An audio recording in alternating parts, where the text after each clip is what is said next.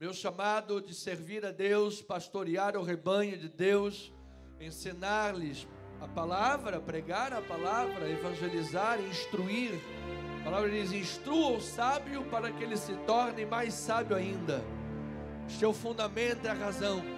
Esta igreja está edificada no fundamento dos apóstolos e profetas, cuja pedra angular é Ele mesmo, Cristo Jesus, o nosso Senhor. Cremos no chamado, cremos no ministério, cremos na importância maior de abrir as Sagradas Escrituras e dar ao povo de Deus conhecimento, para que não vivamos como meninos, agitados de um lado para o outro, amedrontados e levados por todo o vento de doutrina, pela artimanha dos homens com que conduzem ao erro. Então queremos aprender hoje, agora 10 horas e 19 minutos, estamos on time, para termos aí um bom período de estudo bíblico e crescimento. Queremos saber sobre qual é a mensagem das 7 palavras de Jesus na cruz do Calvário.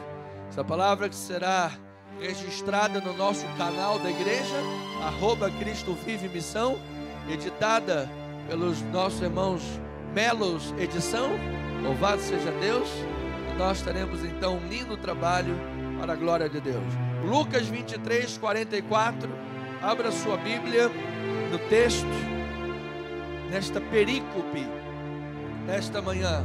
Lucas 23, versículo 44, diz assim a palavra de Deus: já era quase a hora sexta, e escurecendo-se o sol, houve trevas sobre toda a terra até a hora nona.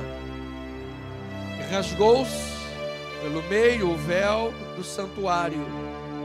Então Jesus clamou em alta voz: Pai, nas tuas mãos entrego o meu espírito.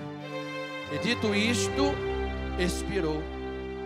Vendo o centurião o que tinha acontecido, deu glória a Deus, dizendo: verdadeiramente este homem era justo.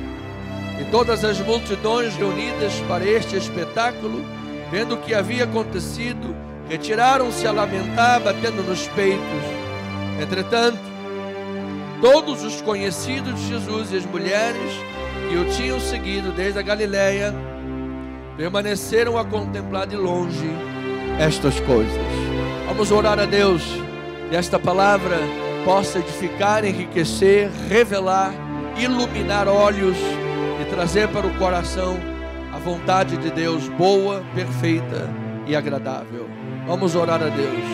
Pai amado e eterno, Deus vivo e Deus verdadeiro, que bom é poder estar na tua casa e abrir a tua palavra, Deus. Que bom é poder também abençoar a vida daqueles que não têm podido estar presentes, mas por momentos difíceis, e agora estão estudando a palavra conosco. Meu Deus, a palavra de Deus é viva e ela é eficaz. Quando nós mergulhamos nas verdades da mensagem, estas verdades transformam as nossas vidas. Então que nesta hora nossos corações estejam absolutamente voltados para a palavra de Deus, para que possamos crescer espiritualmente, fortalecer a nossa vida espiritual, criar maturidade na vida com Deus, criar músculos e assim sermos pela graça capacitados e habilitados para viver a boa, a perfeita e agradável vontade de Deus. Assim, Pai, eu diminuo para que Tu cresças, fale através de mim e abençoe a vida dos Teus filhos amados, revelando a Sua palavra. Oramos em nome de Jesus, e o povo amado de Deus diga amém, amém e amém. Muito obrigado, amada bispa, louvado seja o Senhor. Amada igreja de Jesus, povo de Deus, santos, preciosos, família na fé, aqueles que têm os seus nomes inscritos no livro da vida e do Cordeiro. Olha, eu declaro que tu és um abençoado em Cristo Jesus, amado. Abençoado com toda sorte de bênçãos. Esta manhã nós vamos mergulhar profundamente na mensagem de Cristo Jesus através das 7 palavras da cruz. Qual é a grande mensagem? Qual é o aprendizado, o entendimento que a igreja cristã precisa de absorver quando pensamos no Gólgota, quando pensamos na cruz, quando pensamos no nosso Senhor Jesus Cristo, no alto da cruz, sendo crucificado e morto por uma causa maior, que era a nossa salvação. Louvado seja o nome de Jesus. Então precisamos de saber qual era o sentido real, a mensagem daquele momento, que na verdade reputamos como o maior púlpito da história. O maior púlpito da história, o púlpito mais eloquente, o púlpito mais eficaz, mais eficiente, mais poderoso, foi a cruz do Calvário. Pois de lá Cristo pregou uma mensagem que nós vamos aprender esta manhã, e esta mensagem ecoa através dos séculos e séculos até o seu retorno, a sua segunda vinda. Mas para adentrar na mensagem de Cristo através das suas 7 palavras, é preciso fazermos um preâmbulo, um grande preâmbulo, que na verdade foi um preâmbulo que foi a grande obra de Cristo Jesus, que o levou até a cruz do Calvário. Pois até chegar ali, Cristo estava desenvolvendo um ministério.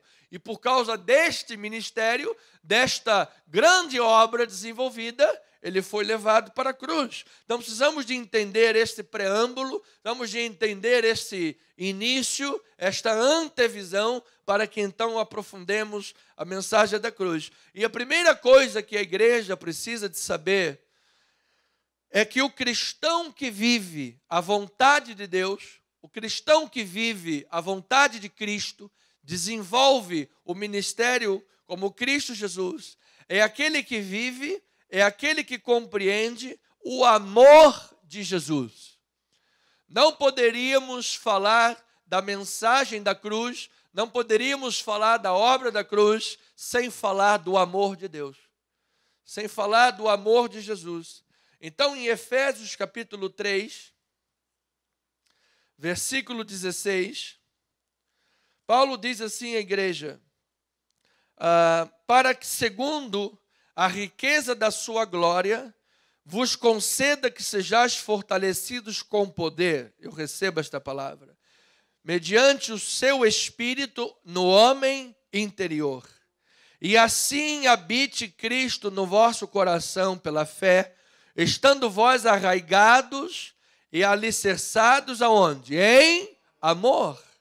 Então você veja que a grande oração de Paulo é para que a igreja esteja alicerçada em amor, a fim de poderdes compreender com todos os santos qual é a largura, qual é o comprimento, qual é a altura, a profundidade, e conhecer o amor de Cristo, que excede todo o entendimento, para que sejais tomados de toda a plenitude de Deus.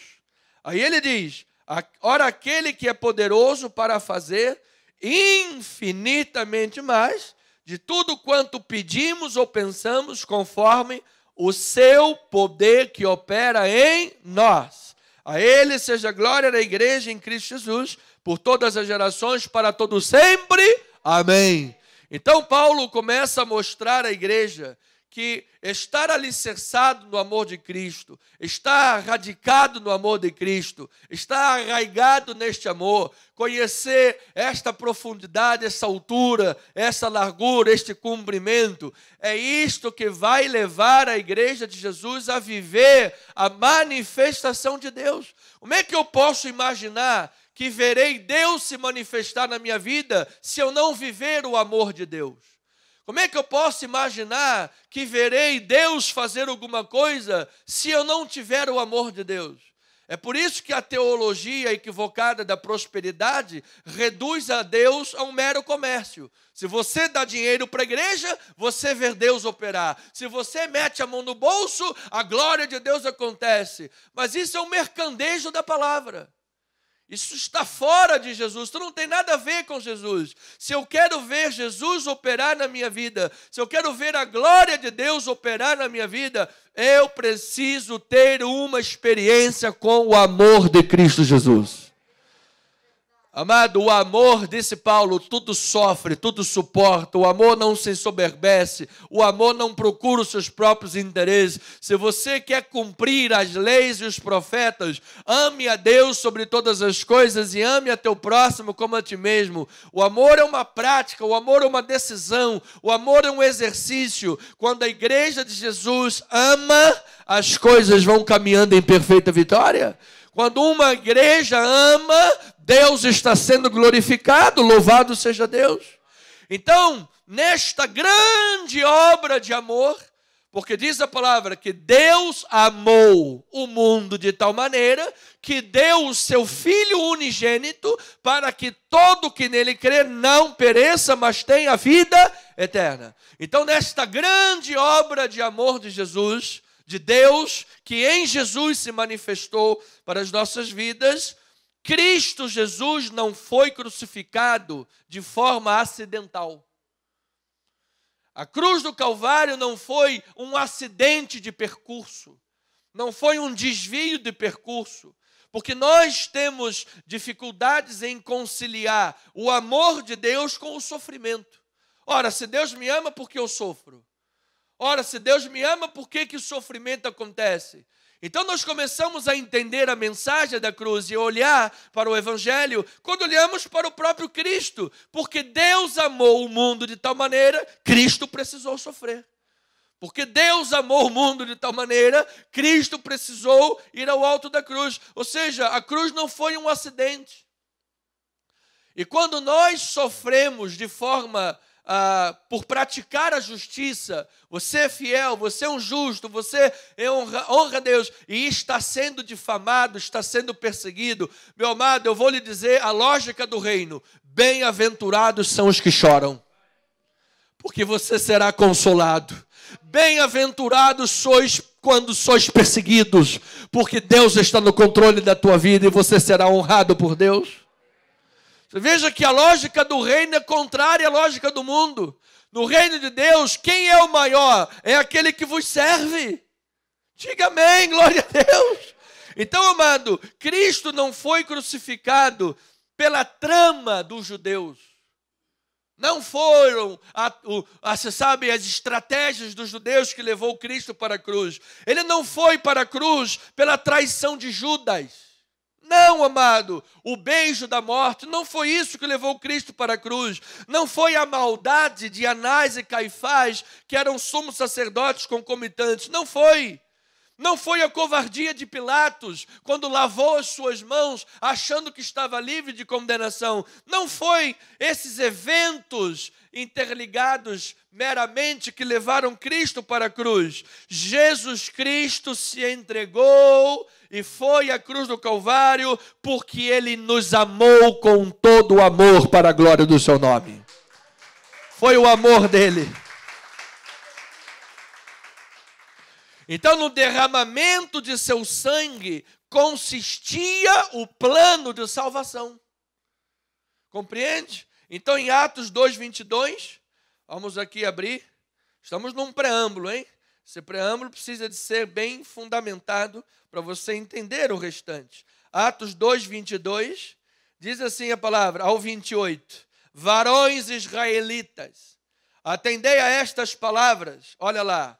Jesus o Nazareno, varão aprovado por Deus diante de vós, com milagres, prodígios e sinais, os quais o próprio Deus realizou por intermédio dele entre vós, como vós mesmos sabeis, sendo este entregue pelo determinado desígnio e presciência de Deus. Vós o matastes, crucificando-o por mão de iníquos. Então, antes de ler o 24, ele foi entregue pelo quê? Determinado desígnio e presciência de Deus. Ou seja, Deus usou mãos dos ímpios para cumprir a sua justiça crucificando Jesus.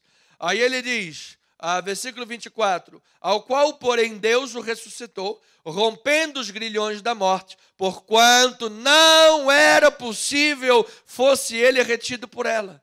Porque a respeito dele, diz Davi, diante de mim, via sempre o Senhor, porque está à minha direita, para que eu não seja abalado. Por isso se alegrou o meu coração e a minha língua exultou. Além disso, também a minha própria carne repousará em esperança. Veja quantas coisas está abarcando esta obra de Jesus. Até a morte será feita com esperança, amado, porque quem morre em Cristo irá para a glória de Deus eternamente.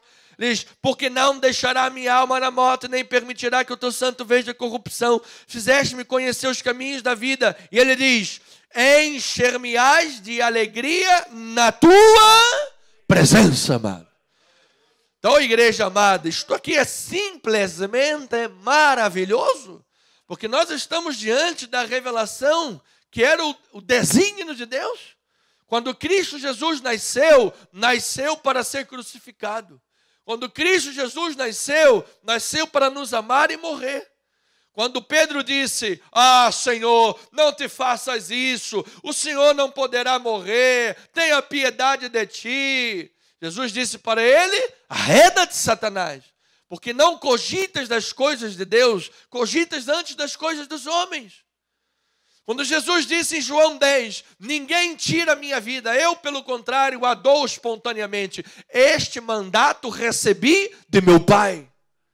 Então o mandato de Cristo Jesus era, por amor, se entregaria ao alto da cruz, que portanto não foi um acidente, já estava na agenda de Deus a crucificação de Jesus, mas também já estava na sua agenda que a morte não poderia lhe conter, que os grilhões não poderiam lhe prender, que ao terceiro dia ele ressuscitaria, e o único túmulo do mundo que você for visitar, encontrará um túmulo aberto e vazio. Este túmulo é o túmulo de nosso Senhor Jesus Cristo, onde está escrito, ele não está aqui, ele ressuscitou. Então, amada igreja, compreendamos por intermédio do amor revelado de Deus, que a nossa maior necessidade não é mera ou diretamente as bênçãos de Deus, mas a nossa maior necessidade é a bênção, é a presença do próprio Deus. A nossa maior necessidade é a presença amorosa de Deus. Hoje o homem trocou Deus pelas dádivas de Deus. As pessoas querem a salvação, mas não querem relacionamento com o Deus Salvador. As pessoas querem entrar nas igrejas para receber a sua bênção, mas ao sair da igreja não querem viver com o Deus abençoador. Querem os dons de Deus, mas não querem conhecer profundamente o doador desses dons. Mas eu vou lhe dizer uma coisa, a maior bênção que nós temos em nossa vida é a presença diária de Deus em nossas vidas. Ele está sempre conosco, nunca jamais te deixarei. Ele ressuscitou, nunca jamais te abandonarei. Ele está vivo. Então em Tiago 1, versículo 16, olha lá. Não vos enganeis, meus amados irmãos, toda boa dádiva, todo dom perfeito são lá do alto, descendo do Pai das luzes, em quem não pode existir variação ou sombra de mudança. Pois segundo o seu querer, ele nos gerou pela palavra da verdade, para que fôssemos como primícias das suas criaturas. Você veja aqui, amado, depois ele diz, versículo adiante, sabeis estas coisas, meus amados, todo homem, pois, seja pronto para ouvir e tardio para falar, tardio para se irar, porque a ira do homem não produz a justiça de Deus. Portanto, despojando-vos de toda impureza. Olha aqui, amado, o que é uma vida nas mãos de Deus? Estamos vendo o que é o desenvolvimento de uma vida cristã. Esse mesmo desenvolvimento que levou Cristo para a cruz é o que estamos aprendendo a viver. E todo aquele que quer viver piedosamente, saiba que perseguições virão. todos aqueles que querem viver como Cristo, saiba que o mundo vai se levantar contra você. Agora, a grande resultado e resposta é: Deus está presente em nós, e em todas estas coisas somos mais do que vencedores. Então, para ter este preâmbulo, este caminhar de Jesus Cristo, ele está dizendo: despojando-vos de toda impureza, acúmulo de maldade, acolhei com mansidão a palavra em vós implantada, a qual é poderosa para salvar a vossa alma. Tornai-vos, pois, praticantes da palavra e não somente ouvintes, enganando-vos a vós mesmos. Porque se alguém é ouvinte da palavra e não praticante, semelha-se ao homem que contempla num espelho o seu rosto natural, pois a si mesmo se contempla, e depois se retira e para logo se esquece como era a sua aparência. Mas aquele que considera atentamente na lei perfeita, a lei da liberdade, que é a graça de Deus, e nela persevera, não sendo ouvinte negligente, mas operoso praticante, esse será bem-aventurado no que realizar. Se alguém supõe ser religioso, deixando de refrear a língua, olha lá o que ele está dizendo: antes, enganando o próprio coração, a sua religião é o quê? É vã. A religião pura e sem mácula para com nosso Deus e Pai é esta: visitar os órfãos e as viúvas nas suas tribulações e a si mesmo guardar-se incontaminado do mundo. Então, amado, o que adianta a pessoa estar na igreja, levanta as mãos, adora, louva o Senhor, depois sai da igreja e a língua urde enganos e venenos? A pessoa com a língua amaldiçoa os irmãos, amaldiçoa a igreja, amaldiçoa os bispos, amaldiçoa a sua casa, e depois diz que é cristã. Então, quando ela for ouvir qual é o significado da mensagem na cruz, ela vai entrar em parafuso. Se ela pensa que evangelho é entrar na igreja para ficar rico, evangelho é entrar na igreja para desfrutar, você sabe, de dinheiro, de bênçãos, e disso, e daquilo, e se esquece, amado, da maior bênção do evangelho, que é a presença de Deus.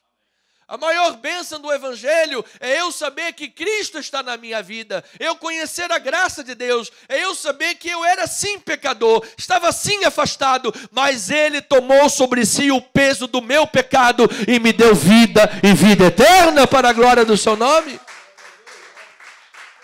Louvado seja Deus. Então, amados, isto é entender e compreender a real importância do evangelho. Então note, por exemplo, no Êxodo, a presença de Deus era a coisa mais importante que o povo buscava. A presença de Deus revelou-se no Êxodo, poderosa, livrando o povo de Deus no Egito, quebrando o poder dos deuses, o orgulho do faraó, pelo sangue do cordeiro nas veigas das portas, os judeus foram livres do anjo da morte, e pela presença de Deus nas colunas de fogo e de fumaça, o povo de Deus foi protegido, guiado rumo à terra prometida. E isso tudo porque a presença de Deus era real e efetiva na vida daquele povo. Então, amados, se nós queremos a manifestação poderosa de Deus, se nós queremos a presença de Deus se manifestando em nossas vidas, guiando-nos em meio aos desertos, instruindo-nos diante dos dilúvios, como instruiu Noé, nós precisamos de ter uma vida baseada no amor de Cristo Jesus. Veja o que Lucas 3 diz a palavra. Estamos terminando o preâmbulo para entrar as mensagens da cruz. Lucas 3, versículo 4, diz assim a palavra de Deus: conforme está escrito no livro das palavras do profeta Isaías, voz do que clama no deserto, olha aí, preparai o caminho do Senhor, endireitai as suas veredas. Olha aí. Todo vale será aterrado, nivelado todos os montes e outeiros, os caminhos tortuosos serão retificados e os escabrosos aplanados, e toda a carne verá a salvação de Deus. A minha pergunta é: quem foi que preparou o caminho de Jesus? João Batista. João Batista, quando preparou o caminho de Jesus, que seria a manifestação do amor de Deus, como é que o João Batista disse? Ele diz: eu venho vos batizando com água para quê? Arrependimento. Mas aquele que vem após mim, cuja sandália não sou digno de desatar, ele vos batizará com o Espírito Santo. Então a grande questão é que João Batista vem exercendo o seu ministério para que haja arrependimento, para que haja metanoia, ou seja, mudança de pensamentos, mudança de vida, para que eu abandone a lei de talião judaica, para que eu abandone a religião vazia, que se engana a si mesmo, que está lá, dando o dízimo do coentro, do cominho, mas nega a justiça, o amor e a misericórdia. Jesus disse, olha, vocês deveriam fazer estas coisas e não se abster daquelas outras, porque vocês são assim hipócritas. Como é que vocês acham que estão servindo a Deus, pagando a conta da mesa, mas vocês não vivem em justiça, em misericórdia e em retidão? Então é necessário que o caminho tortuoso seja retificado, os buracos sejam aplanados, para que então vocês vejam a salvação de Deus. É necessário que vocês compreendam que a obra de Deus não é a lei de Moisés, não é essa lei que vocês estão agarrados. Eu estou aqui para preparar o caminho do Senhor e lhes mostrar que a obra de salvação, Ele vai dizer qual é o seu amor revelado. Louvado seja o Senhor. Então, uma vez que o caminho está preparado, os caminhos tortuosos estão sendo retificados, e você compreende que o Evangelho da graça de Deus não é uma porta para você pecar, não é uma porta para você viver uma religião vazia, nem para pecar e nem para viver uma religião vazia. A palavra diz, permaneceremos nós no pecado para que seja graça mais abundante? De modo nenhum. E a religião? Eu vou viver uma religião vazia, aparente, você sabe, vou mudar meu cabelo, não vou, as mulheres não vão fazer maquiagem para ter uma aparência, mas depois só misericórdia. Não, nenhum nem outro. Vamos praticar a obra de Cristo, vamos viver o amor de Deus, mergulhar na sua palavra e viver a sua vontade. Então, compreendendo isto, as 7 mensagens de Jesus na cruz são um esboço do amor de Deus. Um verdadeiro esboço do amor de Deus revelado e de seus planos e pensamentos para com a humanidade. Então a primeira frase de Cristo na cruz foi, Pai, perdoa-lhes porque não sabem o que fazem. Pai, perdoa-lhes porque não sabem o que fazem. E a minha pergunta é, assim como Cristo Jesus, antes mesmo de levantar as mãos para adorar a Deus, você já perdoou quem te fez mal? Você já perdoou o mundo hoje? Você já perdoou aquele que difamou, aquele que tentou te esfaquear, aquele que tentou puxar o teu tapete, aquele que tentou difamar a tua imagem? Você já perdoou ou você está levantando as mãos para os céus e adorar este Deus, mas tem lá um ódio nutrindo do coração? Tem lá uma raiva escondida, tem lá um sentimento de eu vou arrancar a tua pele. Mas como é que você louva a Deus que diz, Pai, perdoa-os que não sabem o que fazem, e ao mesmo tempo você está aqui nutrindo ódio e raiva no coração? Que incongruência é essa? Aí tem louvores aí, gospel que toca, se alguém te humilhou, você também vai humilhar, e você vai andar por cima. Aí depois você vê o resultado histórico da vida dessa pessoa, onde que ela está agora. O tipo de coisa que praticou. Ou seja, qual era a fonte do coração que estava saindo a produção desses hinos gospel. A vitória doce de mel, que não sei o quê, e que você vai humilhar, e agora é a tua vez, você vai andar por cima, porque a pessoa fez, agora ela vai ver. Ou seja, essa teologia da retribuição, do olho por olho, dente por dente. Quando Jesus era ultrajado, ele se entregava àquele que julga retamente, amado. Meu amado, eu vou lhe dizer, a melhor resposta a essas coisas é o silêncio. Quando você entrega a vida nas mãos de Deus, eu vou lhe dizer uma coisa, amado. Deus é aquele que faz a reta justiça, Ele é Senhor de senhores. Diga glórias a Deus, aleluias. Então, amado, essa é a fala do sumo sacerdote que em todas as coisas sofreu. sacerdote não segundo a lei, mas segundo Melquisedeque. Ou seja, se há mudança da lei, se há mudança de sacerdócio, há necessariamente mudança da lei. Ou seja, Cristo Jesus é um sumo sacerdote não segundo Moisés, mas segundo Melquisedeque. E se ele é um sacerdote vindo de uma tribo de Judá que Moisés nunca atribuiu profetas, logo a lei é mudada.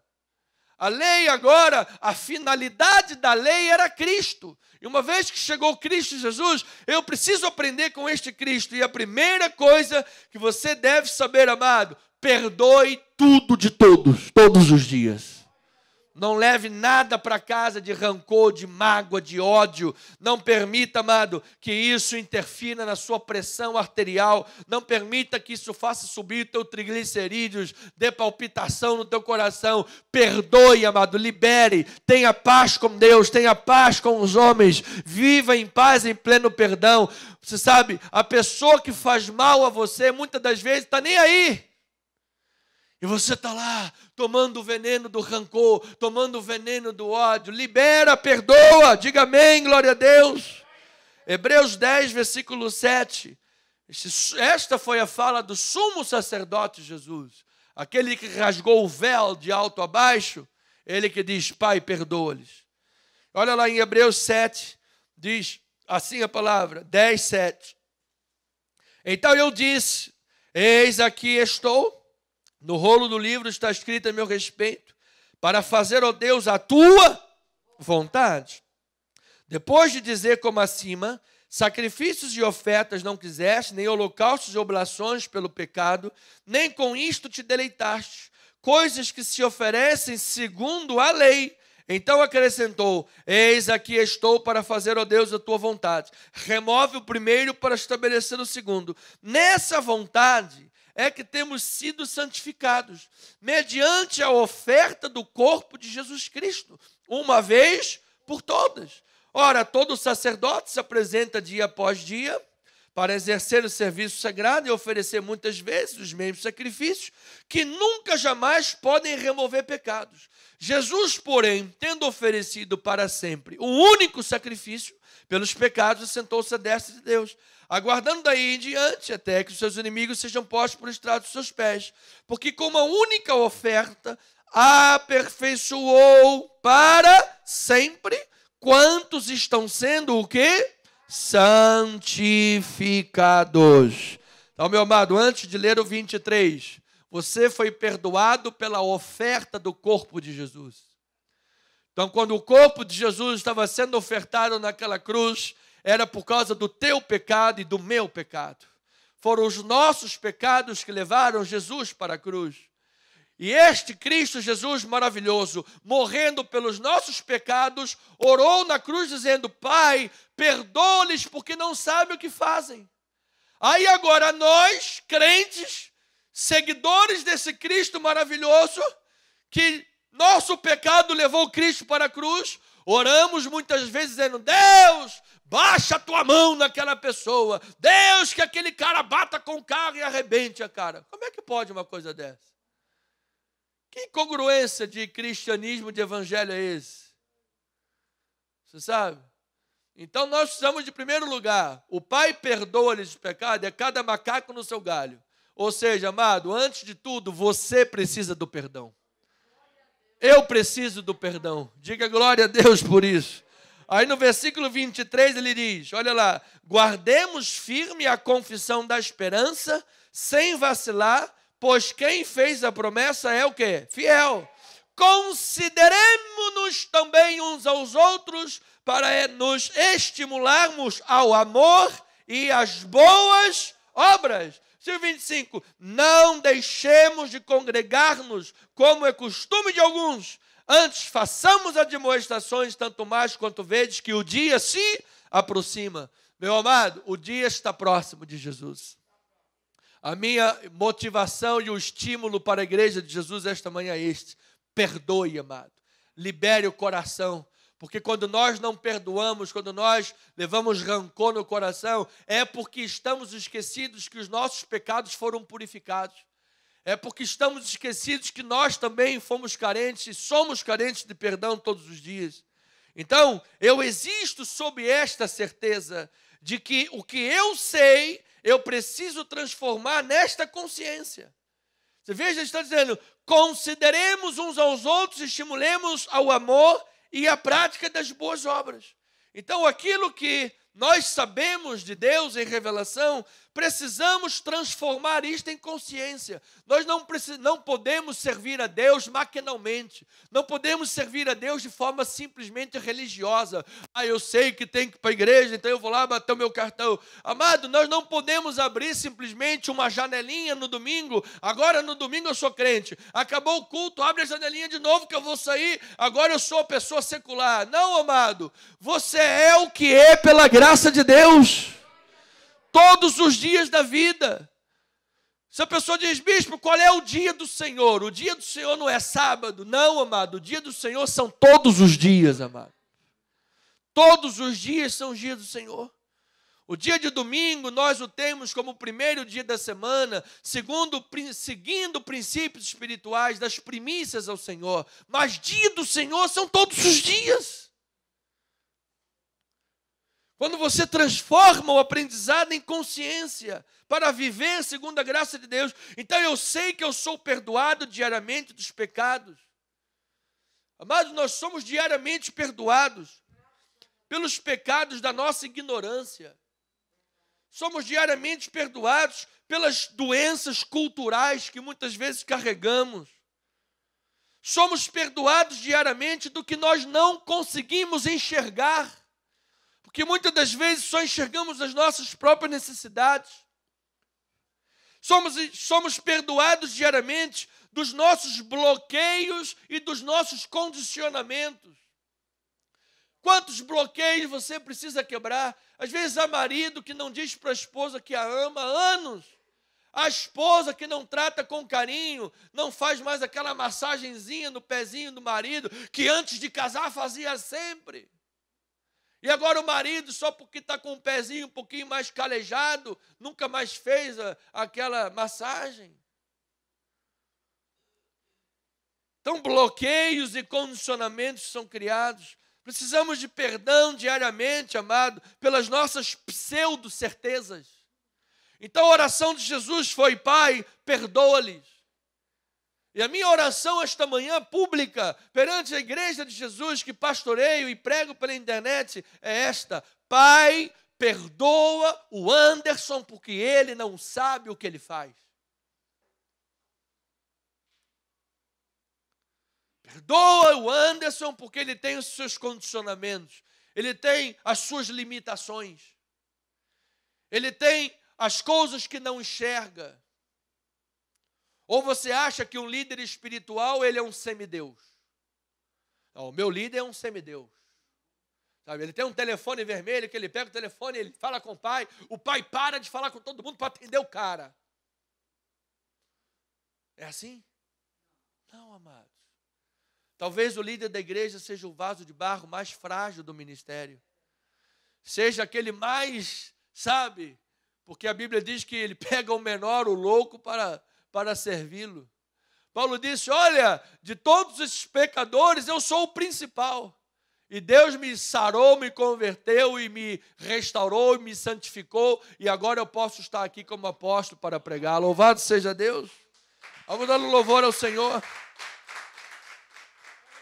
Então, mas nós vivemos da melhor maneira, da mais coerente, daquilo que dele mesmo, do próprio Deus, vem como revelação. Isto é o que nós verdadeiramente sabemos. Ou seja, perdoa-lhes o que não sabem. E o que é que nós, que não sabem o que fazem? O que é que nós sabemos? Sabemos aquilo que Deus quer se revelar a nós. 1 Pedro, capítulo 3, versículo 13. Estás compreendendo agora o que é evangelho? O evangelho começa agora com esta compreensão. 3,13. Diz assim a palavra do Senhor, a 18. Ora, quem é que vos há de maltratar, se fordes zelosos do que é bom? Mas ainda que venhais a sofrer por causa da justiça, olha lá, bem-aventurado sois. Não vos amedronteis, portanto, com as suas ameaças, nem fiqueis alarmados.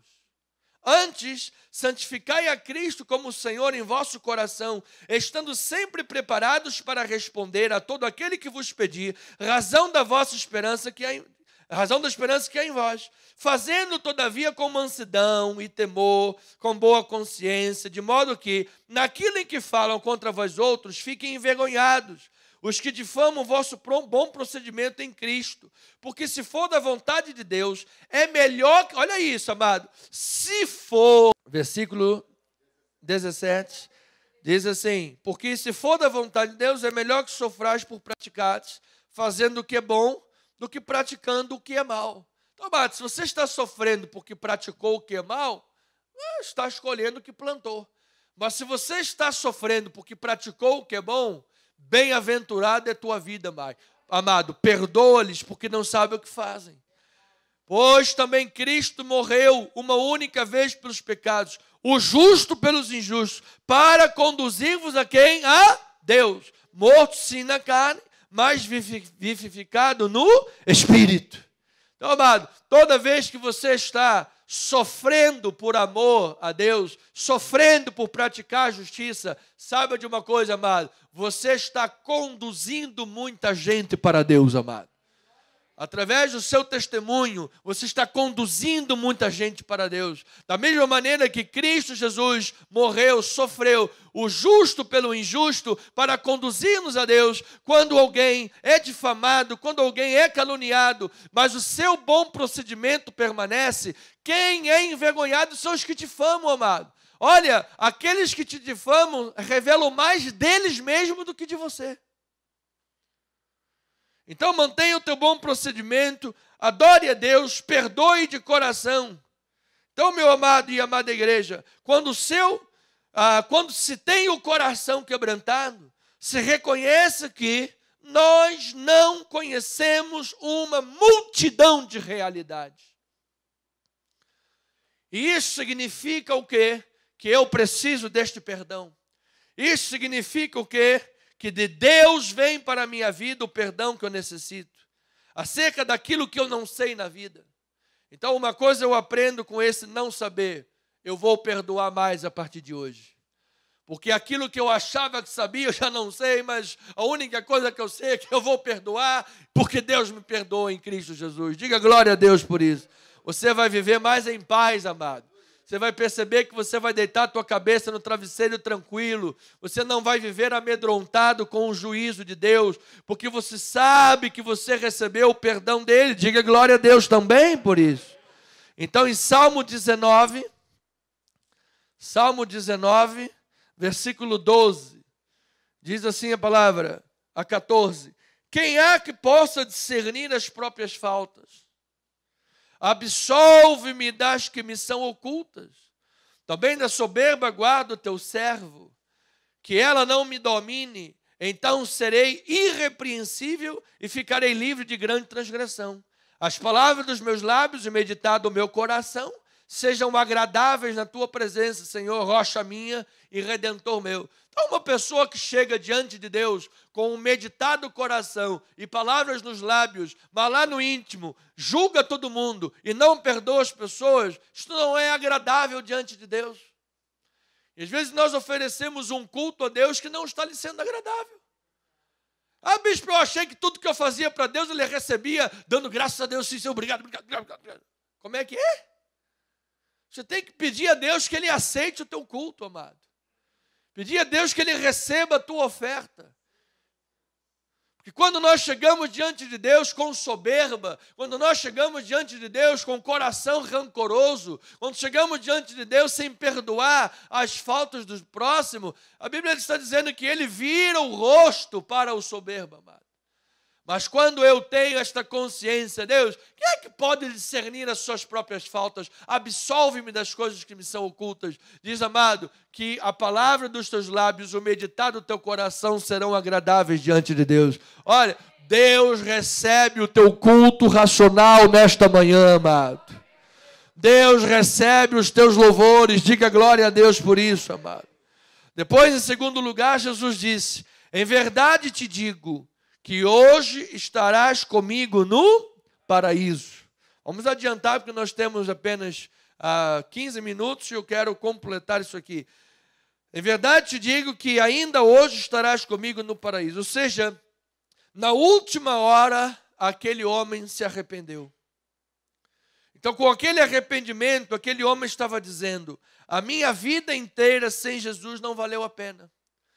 Você veja, ao contrário de Jesus, Jesus que estava sendo crucificado pela obra dele, quando estava sendo crucificado, ao invés de espraguejar, eu estou aqui crucificado, só fiz o bem. Não, pelo contrário. Ainda na cruz ele diz: Pai, perdoa-lhes. Ou seja, valeu a pena toda a obra de Jesus. Já esse homem pecador, o contrário. Na hora da cruz ele diz, ele se arrependeu. Na hora do arrependimento, em outras palavras, ele estava dizendo: a minha vida inteira sem Jesus não valeu a pena. A minha vida inteira distante do amor de Jesus não valeu a pena. Pai, Senhor Jesus, eu me arrependo. Lembra-te de mim quando vieres no teu reino. Então, quando ele disse isso, Jesus lhe mostrou que, em primeiro lugar, que a vida sem Jesus no pecado é uma ilusão. Porque o pecado sempre vai prometer vida e pagar com a morte. Sempre vai prometer liberdade e pagar com a escravidão.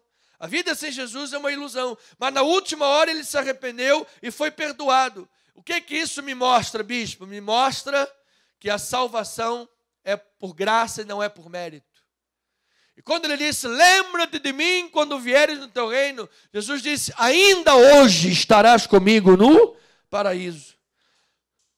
Aquele homem disse, para o outro bandido da cruz: você não teme estando sob igual sentença? Nós estamos aqui porque nós merecemos. Ou seja, aquele bandido reconheceu que Jesus era Deus conosco. Aquele bandido reconheceu que quem estava sendo crucificado ali era um Salvador, era o único Salvador. Então só por revelação é que ele poderia ter entendido isso. Então ele disse: lembra-te de mim. Aí Jesus pegou aquele conhecimento judaico que aquele homem tinha: lembra-te de mim quando vieres no teu reino. Pegou aquela escatologia longínqua, aquela escatologia lá para o final dos tempos, e Jesus atualizou aquela teologia daquele homem, dizendo: ainda hoje você estará comigo no paraíso. Glórias ao Senhor. Então, no momento de dor daquele bandido, no momento de angústia, da crucificação daquele homem, houve uma percepção. E Jesus tirou imediatamente aquele homem do seu inferno. Imediatamente o homem da sua condenação. Então, amada igreja, isso aqui acaba com aquela ideia mentirosa espírita chamada karma. Onde a pessoa tem que viver uma vida inteira sofrendo por causa de pecados e pecados. Tem que pagar por muito tempo de sofrimento, porque ela traz um karma, ela traz uma coisa consigo. Jesus acabou com esta mentira do karma. Ele disse: olha, você pecou a vida inteira e no último momento da vida se arrependeu. Ainda hoje estarás comigo no paraíso. Ainda hoje. Então você que está ouvindo esta mensagem pela internet, estás debaixo de sofrimento, de luto, de dor, e te disseram que você tem um karma. Eu quero lhe dizer que Jesus Cristo levou para a cruz todo o karma. Jesus Cristo pagou o preço de todo o pecado. Ele nos justifica por graça. A salvação não é por mérito. Foi Ele que pagou toda a dívida. É pelo sangue precioso de Jesus que nós somos salvos. Para a glória do seu nome. Depois, se você, em casa, você pode ler Romanos 5, de 8 a 11, que diz: Ele nos amou quando éramos pecadores. Logo, muito mais agora, seremos salvos pela sua vida. A terceira frase de Jesus foi: mulher, eis aí o teu filho, filho, eis aí a tua mãe. Então, isso nos mostra que mesmo no topo do Calvário, no auge da dor, Jesus estava cuidando das pessoas em seu entorno. Mesmo no auge da crucificação, na mazela daquelas dores que sofria, Jesus estava cuidando da família. Lembre-se você, amada ovelhinha, que em dado momento do ministério de Jesus, a própria família de Jesus foi atrás de Jesus para retirá-lo do meio da multidão, porque achavam que Jesus estava demasiadamente ali no ministério, estava talvez meio louco, não, ele está atendendo muita gente, no meio de muita gente, fazendo essa obra a todo momento, e a família de Jesus foi até aquela casa para retirá-lo de lá. E aí disseram: Jesus, a tua família, tua mãe e teus irmãos estão aí fora. E aí Jesus responde assim: quem são minha mãe, meus irmãos e minha família? Quem são eles? Aqueles que fazem a vontade do meu Pai. De igual modo, quando Jesus estava na cruz e disse: mulher, eis aí teu filho, filho, eis aí a tua mãe, que não era o filho de Maria, não era o filho de carne, era João, o apóstolo. Então, quando Jesus disse isso, ele estava nada mais, nada menos que quebrando as limitações do DNA. As limitações do DNA, do sangue do DNA, acabam na cruz, morrem na cruz. O conceito de família, apenas para quem tem o mesmo DNA, é estreito demais para o Evangelho. Aqueles que são meus irmãos, minha mãe, minha família, são todos aqueles que fazem a vontade do Pai. Por isso que eu te chamo de meu irmão em Cristo Jesus, minha irmã em Cristo Jesus, minha família espiritual, cuja igreja viverá para todo sempre, eternamente. Então o Evangelho de Cristo Jesus acaba com os etnicismos e os racismos. Acaba com tudo aquilo que decorre da idolatria do DNA. Porque é esta idolatria do DNA que tem promovido as maiores tragédias da história da humanidade. Quando nós vemos, por exemplo, um Hitler que se levanta em nome de uma raça ariana e pura e manda matar milhões e milhões de pessoas para criar uma raça como ele achava que era superior. São os etnicismos que matam e têm promovido essa tragédia humana.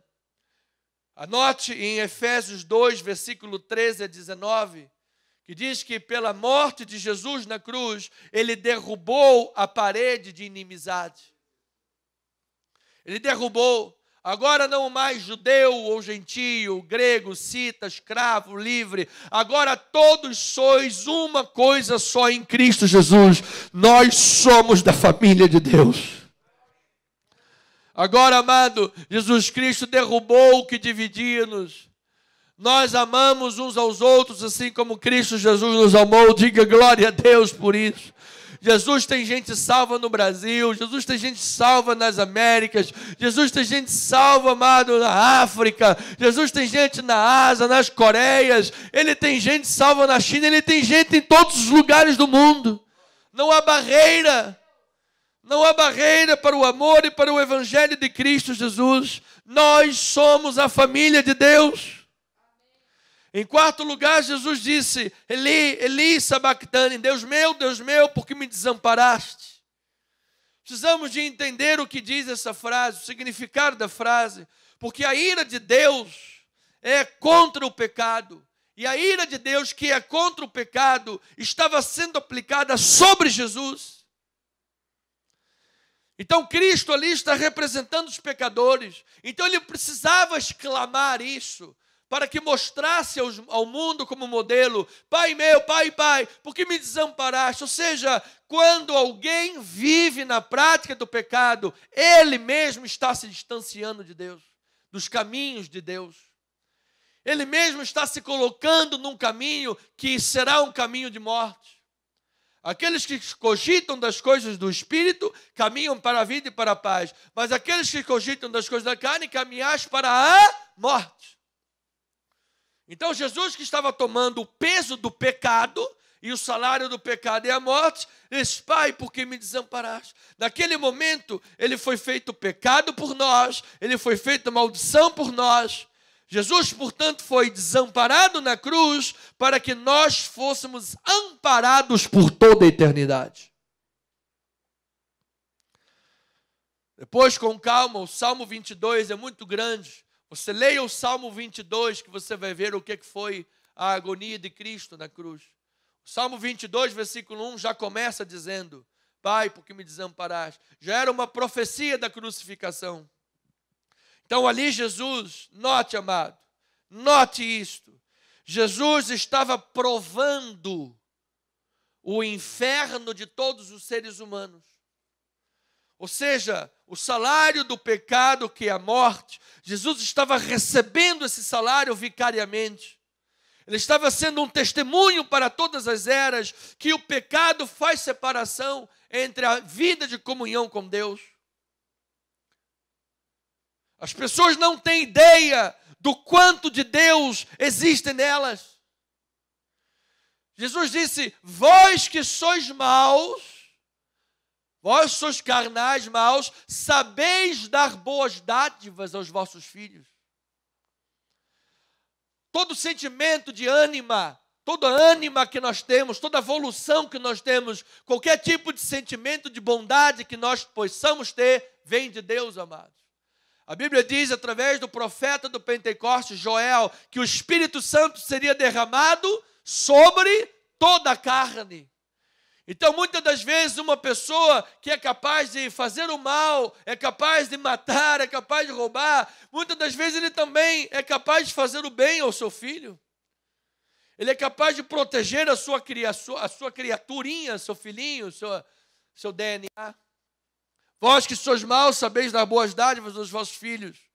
Então as pessoas não têm noção do quanto de Deus elas têm nelas, amados. E no momento da morte, se esta pessoa morrer sem Jesus, toda a presença de Deus será tirada da sua existência. A pior coisa no inferno, amado, não se engane. A pior coisa no inferno não é a presença do diabo. A pior coisa do inferno é a ausência da presença do amor de Deus. A pior coisa do inferno é que a pessoa não vai poder clamar mais pelo amor de Deus. Deus me livra, acabou a chance. Esta será a pior penalidade do inferno. Então as pessoas não têm noção do quanto elas têm de Deus. Por isso não glorificam como Deus. Por isso não se rendem a Deus. Você imagine, por exemplo, a síndrome do pânico, que é a angústia do abandono e a angústia do desamparo. Na cruz, naquele momento, Jesus estava tomando sobre si a soma de todas as síndromes dos pânicos do mundo inteiro, de todas as eras. Naquele momento, todo o peso do pecado da humanidade estava sobre Jesus. Mas ele ressuscitou dentre os mortos. Aleluia! E nós o reputávamos por aflito, por ferido de Deus e oprimido. Mas ele foi transpassado pelas nossas transgressões. Ele foi moído pelas nossas iniquidades. E o castigo que nos traz a paz estava sobre ele. E pelas suas chagas fostes sarados. É isto a cruz do Calvário. Me dê mais 2 minutos e eu termino. A quinta frase de Jesus: tenho sede. Ali está relacionada com a humanidade de Jesus. Em primeiro lugar, quando Jesus disse tenho sede, estava combatendo o gnosticismo docético. Havia uma heresia no segundo século que dizia que o corpo de Jesus era uma ilusão. O corpo de Jesus era uma mera ilusão. Aí eu pergunto para esses que acreditam nessa mentira até hoje, nessa mentira diabólica, como se o corpo de Jesus fosse uma ilusão e a morte de Jesus fosse um teatro. Ele não morreu de verdade, era uma representação. É isso que muitos creem hoje. Esta mentira diabólica. Eu pergunto, como é que Jesus teve sede? Como é que Jesus teve sede? Que esta mentira caia por terra diante dos teus olhos, em nome de Jesus. Segundo lugar, diz que deram-lhe vinagre. Deram-lhe vinagre. No Salmo 69, 21 diz: na minha sede me deram vinagre. 1400 antes do acontecimento de Jesus morrer na cruz e pedir dizer que está com sede e lhe darem vinagre, isto foi profetizado. Jesus já sabia o que aconteceria. Jesus já sabia que na sua sede lhe dariam vinagre. Era o cumprimento de Salmo 69, 21. Mas mesmo assim, Jesus não desistiu de passar cada fato da crucificação. Jesus Cristo não deixou de passar. Ele não desistiu de passar por tudo aquilo que passaria. Porque ele sabia que era necessário passar por tudo aquilo. Porque era o cumprimento da profecia a seu respeito, para que ele nos pudesse salvar de forma completa e vigorosa. Então deram-lhe vinagre, no lugar da água lhe deram vinagre. Antes da crucificação, tentaram lhe dar vinagre com mirra ou fel, que é o entorpecente, mas Jesus recusou. Por que Jesus recusou aquele vinagre com fel? Porque o vinagre com fel é entorpecente. É um entorpecente. Jesus queria estar plenamente consciente do que ele iria passar. Era preciso que ele passasse todo aquele sofrimento. Segundo lugar, o entorpecente que nos é oferecido só irá prolongar o nosso sofrimento.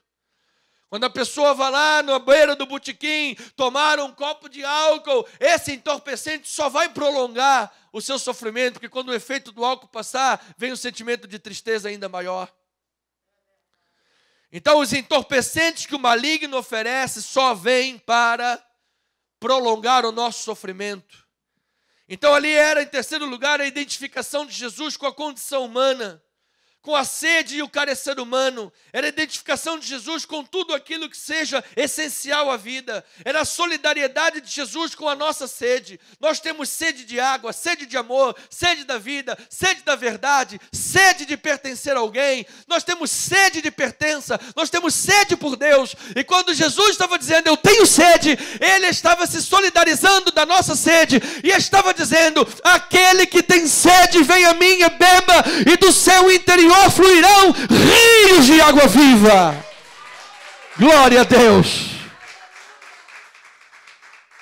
Depois dessas 5 frases, Jesus diz, está consumado. Tetelestai, está pago. Está pago é uma palavra de triunfo e de vitória. A salvação foi realizada, todo o pecado foi coberto, toda a culpa, toda a solidão foi suprida. Todo escrito de dívida que estava contra nós foi cancelado. Jesus cobriu todas as temáticas da existência humana. Através da expressão, perdoa-lhes o que não fazem, era o perdão que estava sendo proclamado. Ainda hoje estarás comigo no paraíso, era arrependimento e salvação imediatos para aquele que crê em Jesus. Mulher, eis aí o teu filho, filho, eis aí a tua mãe. Era a família de Deus sendo promovida e proclamada para todas as gerações, de todas as eras, em toda a terra, para todo sempre. Glória a Deus, hosana nas alturas. Eli, Eli, sabactani, era a obra vicária de Cristo tomando em nosso lugar a morte para que nós sejamos amparados com vida por toda a eternidade. Quando Jesus disse, tenho sede, Ele estava se identificando com a nossa sede, tendo compaixão da nossa carência humana e estava nos dizendo, eu sou o Deus Emanuel que estarei contigo para todo sempre. Quando Ele disse, está consumado, Ele estava consumando a nossa vitória. Então, amado, o que mais mexe com o comportamento de uma pessoa é um desespero da culpa radical. E Jesus estava ali tomando sobre si o peso de toda a culpa, de todas as temáticas da existência, de todo o peso do pecado que nos separava da provisão de Deus. Jesus estava transformando toda a maldição em bênção, para através da fé transformar o indivíduo e pela graça salvá-lo eternamente. Jesus foi o Cordeiro. Jesus foi a nossa Páscoa. Portanto, eu digo, o tempo verbal do Evangelho é presente contínuo. E isso significa dizer que Ele é a propiciação pelos nossos pecados. Ele é o Salvador da nossa vida. Ele é o justificador. Ele é o provedor de todas as nossas necessidades. Diga glória a Deus por isso. E por fim, Jesus disse, Pai, nas tuas mãos entrego o meu espírito. Ali era a plena convicção que ao fechar os olhos aqui na terra, eles seriam abertos na glória de Deus. Jesus entrou nas entranhas da morte, arrancou o aguilhão da morte. Jesus matou a morte, diga glória a Deus por isso, para que todo aquele que nele crê não pereça, mas tenha a vida eterna. E eu termino com 1 Coríntios capítulo 15, versículo 54, que diz assim a palavra: e quando, por causa disso que Jesus disse, entrega o meu espírito nesta certeza de abrir os olhos na vida eterna. Olha aqui, e quando este corpo corruptível se revestir de incorruptibilidade, e o que é mortal se revestir de imortalidade, então se cumprirá a palavra que está escrita: tragada foi a morte pela vitória. Onde está a morte, a tua vitória? Onde está a morte, o teu aguilhão? O aguilhão da morte é o pecado, e a força do pecado é a lei. Graças a Deus que nos dá a vitória por intermédio de nosso Senhor Jesus Cristo.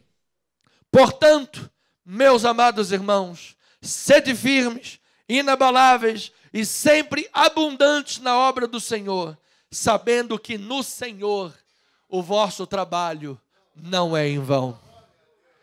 Que assim seja, assim diz o Senhor. Glória a Deus!